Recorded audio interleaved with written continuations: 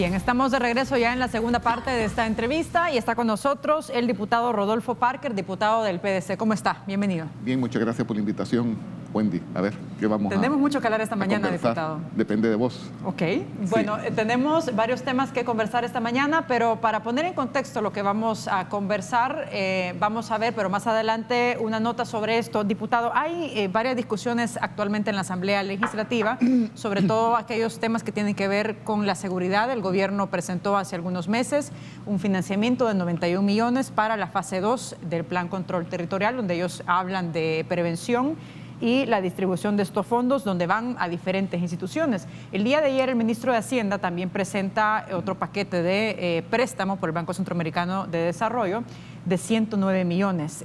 ¿Cuál es el análisis que hace usted sobre esto que se ha presentado en materia de seguridad? Desde que vinieron ayer a la Asamblea Legislativa un grupo de jóvenes de San Miguel y que vienen buscando, pues son estudiantes de medicina de segundo año, y habrían llegado a la Asamblea a tocar puertas porque son estudiantes, de segundo año de medicina, la Universidad Nacional de San Miguel, y resulta de que no tienen un laboratorio de microanatomía.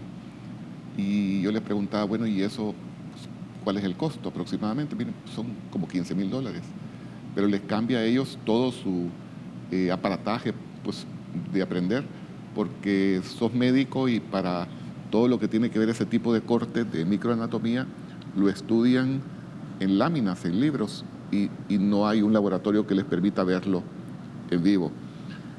Pero en la conversación salió a cuenta el tema del préstamo de los 91 millones de dólares. Y yo les dije, pues sí, miren, son ustedes diputados por un día. Yo les quiero preguntar, conforme a la información disponible, nos envía una solicitud de préstamo el gobierno de la República. Para empezar, el documento de préstamo es un par de páginas, no dice ni siquiera el destino. ¿No hay detalle de ese en el documento, porque nosotros tenemos que tener como punto de partida el documento mismo. Si tú lees el proyecto de decreto, pues no tienen ningún destino. Empezando por ahí, ya la cuestión pues está así. Pero de pronto vienen funcionarios de gobierno y te empiezan a dar explicaciones en cuanto a los propósitos del préstamo. Y uno de los componentes, si no el principal, tiene que ver con la formación de nuestros jóvenes. Por eso traía cuento en el caso de los estudiantes de medicina. Por supuesto que en la Asamblea hay mucha apertura, que todo lo que tenga que ver con formación, con capacitación de nuestros jóvenes, la Asamblea nunca se niega. Ahora bien, en estos 91 millones hay 30 millones para educación y capacitación de jóvenes, dice el gobierno. Y a eso voy justamente. Entonces, en cuanto al concepto, qué bien que vienen en materia de prevención, cerca de 30 millones o 28.2 millones para capacitación de jóvenes. Pero entonces venimos y escuchamos de los funcionarios del gobierno de qué se trata y nos dicen que, pues sí, se capacitarían 100,000 jóvenes. Empezando por ese dato, tú divides el monto total, descuentas lo que es el transporte y la alimentación de 100,000 jóvenes y te queda aproximadamente $200 de inversión per cápita por cada joven. Nosotros hacemos una indagación básica, pues estamos hablando de capacitación en cuestiones informáticas para administrar la nube, etcétera, y realmente no es realista que con $200 de inversión por joven ya van a quedar capacitados para valerse la vida administrando cuestiones informáticas. Entonces venimos nosotros esto. ¿Y quién es el ejecutor? El ejecutor, la Feria Internacional, es decir, el presidente de la Feria Internacional de CIFCO. Y entonces viene el segundo cuestionamiento. Pues una instalación, 4 paredes, no son ni representan la academia. Decir que existan instalaciones amplias no es la justificación para que entonces la junta directiva, el presidente de la feria, sea el encargado de ejecutar un proyecto de capacitar 100,000 jóvenes nuestros. Ahora, entonces eso suena, Wendy, perdón, pero como a repartir dinero. Y yo les decía a estos jóvenes ese día de ayer, hablando de los jóvenes estudiantes de medicina de San Miguel, ustedes darían el dinero al presidente de la feria para que sea él el encargado de ejecutar un proyecto de capacitación de 100,000 jóvenes. Francamente te lo quiero decir, todos los jóvenes, que eran alrededor de 20 muchachos, empezaron todos a hacerlo así en forma negativa. Es decir, y eso somos nosotros los diputados, seríamos entonces los responsables. En contrapartida, como no hay un espacio de diálogo público, Wendy, serio, con funcionarios de gobierno, Usted ahora es, quiero que me apruebes esto como yo lo quiero, cuando yo lo quiero, puy el botón y tal. Diputado, ¿Qué es pero no hay eso? instancias del Estado que puedan monitorear, por ejemplo, la ejecución de estos fondos y ver exactamente cómo se están distribuyendo, cómo se están ejecutando. Pues por ahí iría la cosa, te insisto, si hubiera un espacio de diálogo real, ¿qué es lo que nosotros le diríamos al gobierno? Miren, gobierno, pueden ser 90 millones, pueden ser 200 o 300. Si es para efectivamente capacitar a nuestros jóvenes, nunca se va a ver como un gasto. Eso sería la mejor inversión en nuestro país. Pero en ese caso, ¿cuál podría ser un mecanismo? Bueno, por ejemplo, la Universidad Católica administra lo que tiene que ver con la elaboración del documento de la PAES y nadie objeta la habilidad de la Universidad Católica para preparar un documento de estos. ¿Qué tal si el gobierno hubiese presentado un esquema, que todavía es tiempo, que lo rectifiquen y nos dijesen, miren, va a formarse un fondo de ahorita en adelante para capacitar a la juventud en asuntos informáticos, se va a crear un comité de la sociedad civil, de la empresa privada, con personas que tienen experiencia probada a través de los años en formación de jóvenes, y esta va a ser la estructura de ese comité, que va a ser el encargado de orientar, de supervisar y de decidir todas las áreas que tengan que ver con la formación de los jóvenes. Nadie en la Asamblea negaría los fondos, Wendy. Ahora bien, Nadie. pero en aras de tener diálogo y que ustedes tengan mayor claridad sobre la distribución de estos 91 millones, adicional a los 109 que se presentaron el día de ayer, es decir, un total de 200 millones para seguridad, ¿ustedes van a llamar o piensan llamar a autoridades del gobierno para que expliquen en detalle esta distribución de este monto del préstamo? Sí, pues eso ya empezó a ocurrir y tú pero vas... todavía tienen dudas, por eso le digo. No, es que tú vas como dándoles ideas, los escuchas, pero de pronto sientes que persisten en su posicionamiento. Luego en algún momento yo mencioné lo de INSAFORP, que debería ser una de las entidades que participe en esto, y en una forma así como ligera, improvisada, en un evento posterior de reuniones, ya mencionan ellos a INSAFORP, pero porque tú se los vas diciendo, pero no significa que estructuran algo por escrito, algo formal, donde vienen y dicen, miren, hemos escuchado, hemos recapacitado y hemos considerado mejor que estas cosas se hagan de la siguiente manera. Ya no va a ser el presidente de la feria, no quiero hacer valoraciones sobre su experticia, sobre sus potencialidades o capacidades en formación de jóvenes. Ahí cada quien tendría que hacer su propia valoración, por supuesto, en lo personal lo tengo, pero no ese es el punto. Definitivamente rectificamos, ya no va a ser el presidente de la feria, no va a ser la feria, va a ser un conjunto de personas, la academia, rectores de las universidades, etcétera. Esa sería la ruta correcta, pero esta es hora, este minuto, este día en que no hemos recibido un documento donde ellos rectifiquen de tal manera que digan, miren, ya no es como nosotros pensábamos, sino que les estamos pidiendo la autorización de esos fondos para ejecutarlos de esta manera y a través de estas instituciones. Mientras no rectifiquen, Wendy, ¿tú les darías los votos? No se los darías. Es decir, así como están las cosas, nadie con dos dedos de frente para arriba va a autorizar ese financiamiento. A propósito, el día de ayer el nuevo presidente de la Asamblea Legislativa, Mario Ponce, dijo que sería un error no avalar estos fondos para el plan de control territorial. ¿Cómo interpreta estas declaraciones? Yo espero que Mario Ponce, como presidente de la Asamblea, lo esté diciendo en términos conceptuales, como conceptualmente cualquiera de nosotros en la Asamblea Legislativa insistiría en que si se trata de fondos para capacitar, bienvenido sea. La Alemania posguerra, ¿cuál fue el gran milagro alemán? Capacitar, formar, educar al pueblo alemán.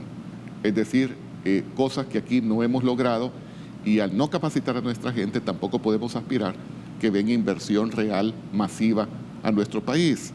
Si tú vienes y vas a Silicon Valley, miren, vengan y hagan inversiones en El Salvador, sí, pero ¿cómo está tu mano de obra? ¿Cómo está el ambiente laboral para responder a mis inversiones?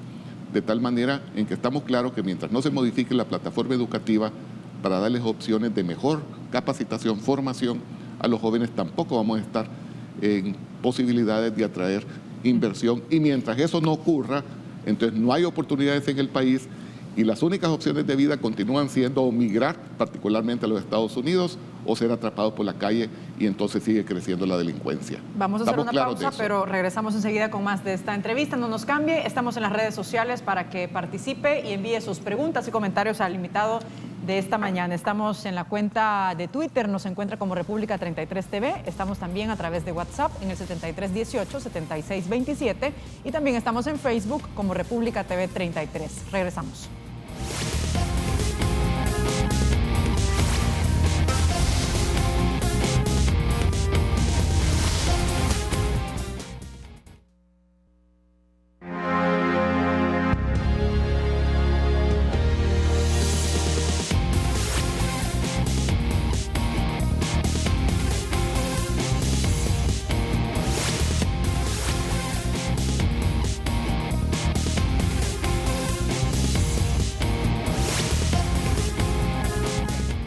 Estamos de regreso esta mañana conversando con el diputado del PDC, Rodolfo Parker, sobre temas de coyuntura nacional. Y vamos a ver, diputado, una nota de la periodista Jackie Martínez que pone en contexto otros puntos que tienen que ver con reformas que se están discutiendo o hablando en este momento, reformas a la contribución especial de este impuesto que se grava para obtener fondos para la seguridad y también lo de la Comisión contra la Impunidad. Veamos.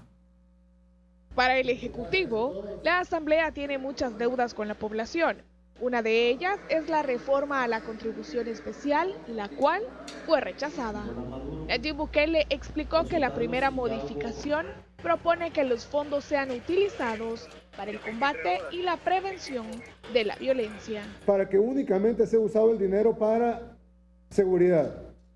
Porque se dio mucho en el gobierno anterior de que se utilizaba es como una especie de caja chica del gobierno y posteriormente pasaremos donde podamos reconstituir los ingresos o hacer una modificación para que el que pague el C sea únicamente las empresas y no la población en general. El jefe de Estado también habló sobre los avances en las ICIES. Dijo que ya tienen su sede en San Salvador y han solicitado información sobre varios casos, entre ellos el Chaparral, el Citram y la partida secreta de un expresidente. Pero sí, lo importante es que la población debe ser que la CICIE ya está trabajando, tengamos un poco de paciencia, yo sé que todos quisiéramos ver a todos los corruptos tras la reja ya mañana, pero démosle un poco de paciencia. Para Teleprensa, Canal 33, Jacqueline Martínez. Ahí teníamos una nota de la periodista Jackie Martínez que pone en contexto varios elementos. Uno, por ejemplo, son las reformas que el presidente Nayib Bukele presentó para el impuesto de la contribución especial que se grava a la telefonía actualmente y que para el próximo año, de acuerdo al presupuesto, se estiman 129 millones de dólares. Y por otro lado también el anuncio que hacía el presidente de la instalación de una comisión contra la impunidad, hablaba ya de una sede oficial y que ya están investigando algunas de los proyectos, por ejemplo, del Chaparral. También decía que se investigan otros puntos que tienen que ver con la partida secreta de la gestión de Mauricio Funes. ¿Cuál es su valoración sobre todo esto que se ha vertido en los últimos días por parte del Ejecutivo? Bueno, es bastante información, Wendy. Al mismo tiempo, primero sobre el tema de la CICIES, pues, agotados estamos algunos en seguir diciendo, quisiéramos que haya una CICIES y que realmente enfrente con absoluta seriedad el problema de la impunidad, de la corrupción en nuestro país, de tal manera que este mal se pueda erradicar del Salvador. En mi caso particular y en nombre del Partido Demócrata Cristiano, presentamos una propuesta de ley a la Asamblea Legislativa, que es el único documento realmente serio y oficial que existe, pues si se le ha dado iniciativa de ley, está ahí en la Asamblea Legislativa, para crear una CICIE como Dios manda. Eso significa con dependencia funcional del Fiscal General de la República, conforme lo determina la Constitución.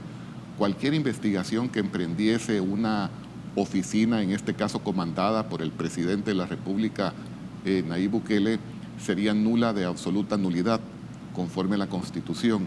En otras palabras, lo que el presidente hace es un espectáculo, eso no es serio, y con esto no estoy atacando al presidente Bukele, con esto no estoy objetando de que puede existir una CICIES en nuestro país. Creo en ella, insisto, he presentado una propuesta de ley para que una CICIES se instale en El Salvador con todas las de ley, que no pueda ser objetada de inconstitucionalidad y que sus resultados no puedan ser viciados con nulidad. ¿Qué elementos jurídicos tiene esta propuesta que ustedes han presentado, por ejemplo, y que de alguna forma llegarían a respaldar o a sustentar la independencia o la fuerza que tiene que tener una comisión contra la impunidad como tal? Primero, Wendy, por el principio de legalidad, ningún funcionario tiene más facultades que los que la ley determina. De tal manera que si no hay una ley, no hay facultades para un funcionario. Primer punto, esa es la piedra angular del Estado de Derecho. Segundo punto, que está también ahí considerado y pues observado en nuestro documento de propuesta de unas CICIES, es que esta oficina sería una dependencia de la Fiscalía General. Y esto es porque la misma Constitución y la Sala de lo Constitucional lo ha reafirmado. La Fiscalía General, el fiscal general, tiene monopolio en la conducción de la investigación de los delitos. Así que cuando el presidente viene y despacha vocería y despacha la inauguración de una sede, está haciéndolo de una institución que no existe. Entonces, no es atacar al presidente Bukele y decir, mira, presidente, deja ese espectáculo, porque lo que estás diciendo no es verdad. Es decir, ahí recibí un mensaje que no lo he logrado contestar, se lo voy a contestar, del secretario de prensa. Por cierto, hay que ver, y querría hablar de esas bolsas negras, de que en algún momento yo hice referencia, que están contenidas en el proyecto de presupuesto general, porque tú tienes que Casa Presidencial, la oficina del presidente, tiene previstos 93 millones de dólares para él, y yo esperaría que eso no solo sea para producir tweets, selfies y redes sociales, que realmente eso sirva para el bienestar de mi país y de mi gente, de nuestra gente. Tienes tú también las cantidades que se están incrementando justamente en comunicaciones, y tú ves que los personeros del gobierno, funcionarios de primer nivel, ocupan su puesto público para estar incluso atacando opositores en las redes.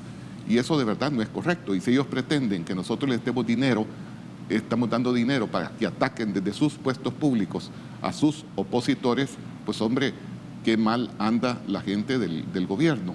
Y este presupuesto de Casa Presidencial no ha sido explicado por el ministro de Hacienda en la Comisión. No, es que incluso dicen que no hay partida secreta, Wendy, y hay partida secreta, solo que hoy se llama OIE.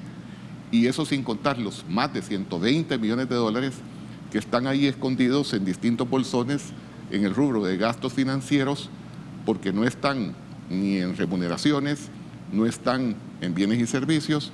Cuando gasto financiero se refiere al pago de tasas, al pago de seguros, y tú tienes el caso, por ejemplo, del Ministerio de Salud, donde en el ejercicio fiscal 2019 había un poquito más de $1 millón en gastos financieros, y ahora aparecen 33 millones de dólares. Tú tienes el Ministerio de Defensa, que había un gasto financiero de alrededor de $848,000, y ahora tienes un bolsón de gastos financieros no justificados tampoco, de cerca de 20 millones de dólares. Pero cuando vas sumando, son cerca de 11 o 12 secretarías de Estado que tienen bolsones infladísimos de gastos financieros, es decir, dineros no justificados bajo ningún punto de vista. Por otra parte, instituciones que no son secretarías de Estado, instituciones autónomas que tienen el mismo fenómeno, sumando un total aproximado no justificado en este proyecto de presupuesto, solo en gastos financieros, de cerca de 120 millones de dólares, que francamente no son peanuts, no son cacahuates. Eso ya suena a costales de mangos y de tamales. Eso es otra cosa. Y la Asamblea Legislativa no lo puede realmente, no lo puede ni lo debe legitimar. Por lo que me dice, y las, digamos, inconsistencias que han encontrado en este proyecto de presupuesto para el próximo año, tienen varios señalamientos, sobre todo la distribución de algunos fondos en algunas carteras de Estado. Y la falta de transparencia, bueno, y te interrumpo, disculpa, la falta de transparencia. En la Asamblea no tienen problema de que el presidente cuente con una partida secreta, al final, o gastos discrecionales, como se le quiera llamar, pero que lo transparente, que tenga, pues, la entereza de decirlo. Tiene una partida secreta que se llama OIE, ahorita adjudicada directamente en Casa Presidencial, de 17 millones de dólares. E insisto, solo la Casa Presidencial, la oficina del presidente, tiene 93 millones de dólares anuales, cuando el Ministerio de Agricultura, por ejemplo, tiene 63 millones de dólares, cuando el órgano de gobierno, Asamblea Legislativa, en su totalidad y a nivel nacional, tiene 58 millones de dólares. Y así podríamos ir diciendo. Nosotros no tenemos problema que el gobierno busque justificar sus gastos. Pero por otra parte, en la estructura general del presupuesto, tú tienes que ahorita ya nos pusieron sobre la mesa alrededor de 1.200 millones de dólares de endeudamiento para el país, ahorita, y podríamos sumar rubro por rubro. Y resulta que esa cantidad, 1.200 millones de dólares, equivale prácticamente, hablando de que el dinero es una cosa fungible, equivale al 100% de la inversión pública. Nos anunció la jefa de gabinete en una reunión de la Comisión de Hacienda que el monto total de la inversión pública prevista para el año 2020 sería de $1.200 millones.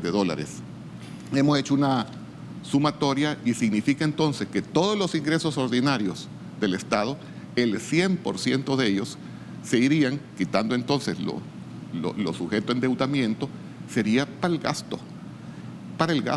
Si Diputado, tú tienes entonces este presupuesto, en el rubro ¿no puede pensar remuneraciones, que no van a aprobar Wendy, en tiempo el plan solo de en el gastos? rubro remuneraciones, tanto dijeron que estaba recargado de grasa de contrataciones.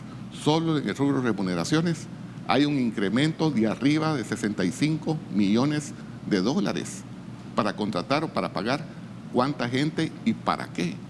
Es decir, tú empiezas a ver rubro por rubro, hombre, y dices, wow, ¿y esto qué es? Un presupuesto así hacia dónde va. Y tiene como base un crecimiento económico proyectado de 2.5%.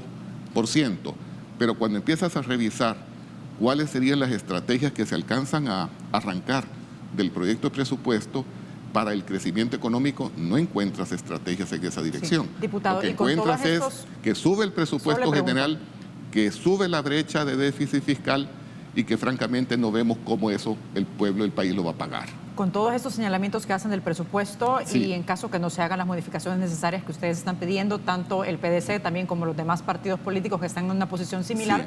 podríamos pensar entonces que no hay posibilidades de que se apruebe, digamos, en tiempo este plan de gasto, pero le dejo esto y vamos a ir a una pausa rápidamente, regresamos con más de esta entrevista. No nos cambien.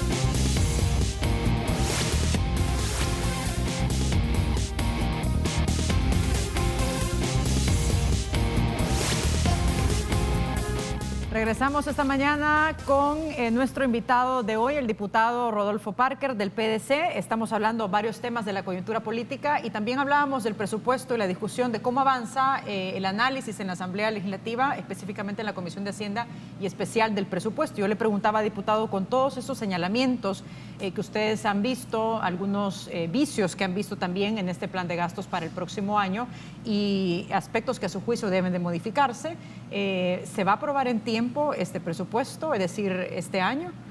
Pues ¿O de qué depende esto? Lo primero le quiero decir que esto es una posición institucional de la democracia cristiana. A nosotros nos interesa que el presupuesto pudiese ser aprobado.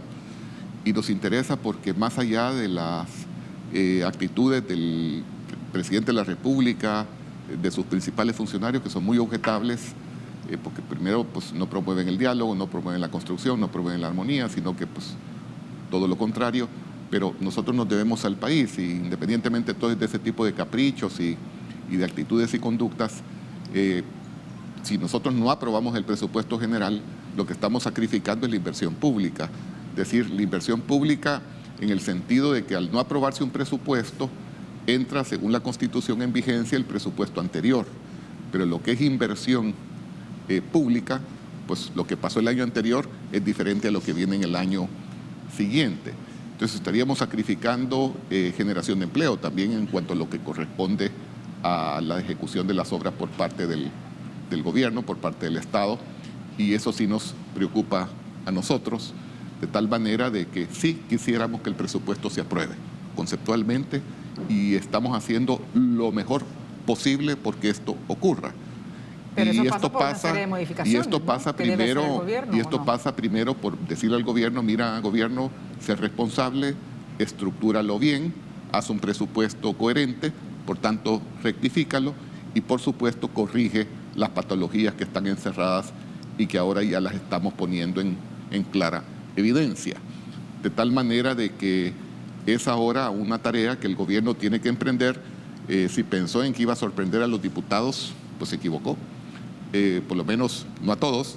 Si pensó que le iba a echar el aparataje de la hipercomunicación a los diputados y con eso los iba a obligar a que apoyaran el botón como él quería o como ellos querían, en el momento que ellos quisieran, pues en lo que respecta a todos los diputados, pues con respecto a algunos, igualmente se equivocó. Nosotros, Wendy, tenemos que asumir con mucha responsabilidad. Somos la primera línea de defensa en el país. La última línea de defensa es la Corte Suprema y particularmente a través de la Sala de lo Constitucional. Hemos notado que el presidente de la República sigue como que está en campaña, se subió en esa ola.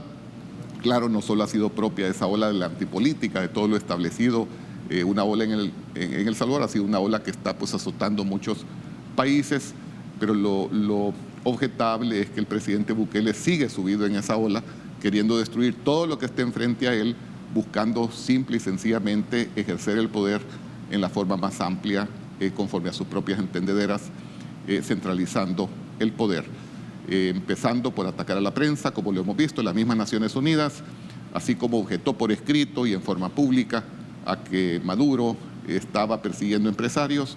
En el mismo comunicado, Naciones Unidas riñó al presidente Nayib Bukele de El Salvador en el sentido que estaba hostigando a periodistas y a la prensa, de tal manera de que de esas son las cosas que nosotros como diputados, además de velar porque los fondos públicos no sean mal ejecutados o pues en fin no se le autoricen fondos no justificados al órgano ejecutivo, como es la pretensión que hasta ahorita se ha apuntado por parte del Ejecutivo.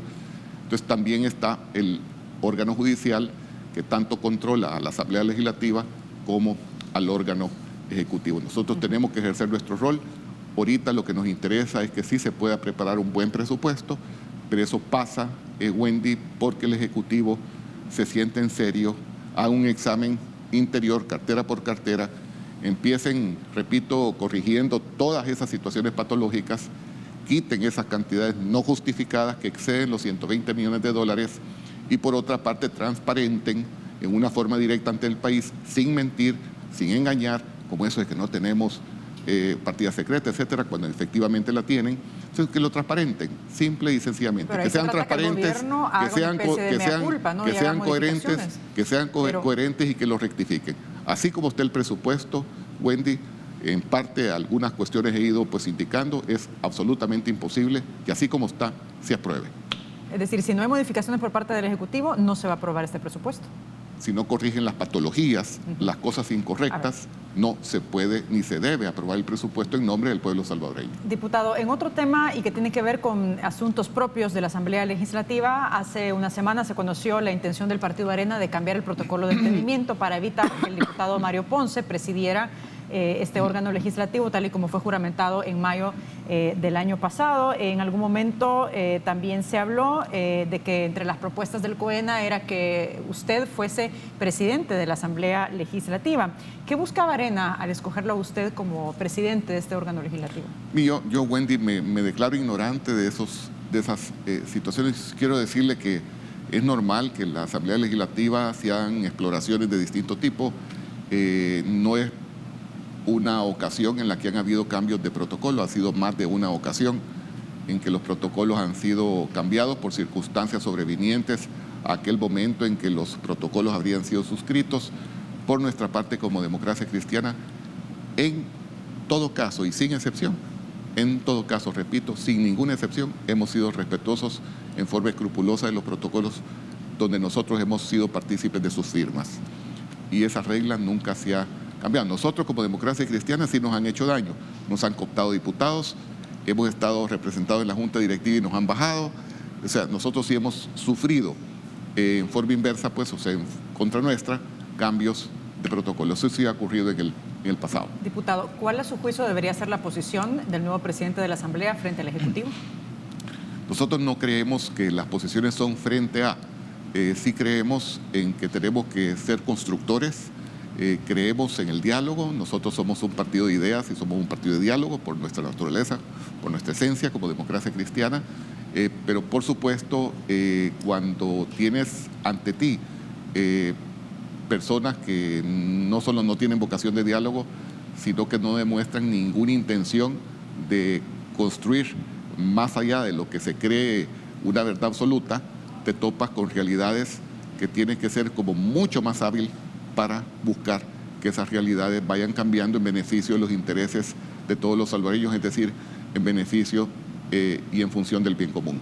Nosotros estamos en espera de que el presidente de la República le cambie el chip y en vez de seguir siendo un activista político que lo único que está buscando es concentrar poder, cambie y se constituya en un estadista, que es lo que necesitaría nuestro país, y dé ese salto, en cuyo caso nosotros como Democracia Cristiana, si eso logra ocurrir, porque hasta ahora sigue siendo un activista, si él da ese cambio, nosotros estaríamos en disposición de acompañar con mucho más facilidad y ahínco lo que El Salvador necesita. Pero insisto, hasta ahorita, y yo le vuelvo a decir al presidente, no hay soluciones simples, presidente Bukele, para problemas complejos. Sería bueno que lo vayas entendiendo de una vez por todas. Sería bueno, presidente Bukele, que entiendas el fundamento filosófico que está contenido en una disposición constitucional que te obliga, te demanda y te exige a que busques la armonía social. Comienza a intentar hacerlo. Bien, con esto finalizamos, diputado. Muchas gracias por habernos acompañado. Ojalá que podamos conversar en las próximas semanas o en los próximos meses de estos temas. Pero seguramente habrá oportunidad. Muchísimas gracias por la invitación. Nuevamente, buen día. De esta manera cerramos. Será hasta mañana con otro nuevo tema. Fuerte abrazo. Buenos días.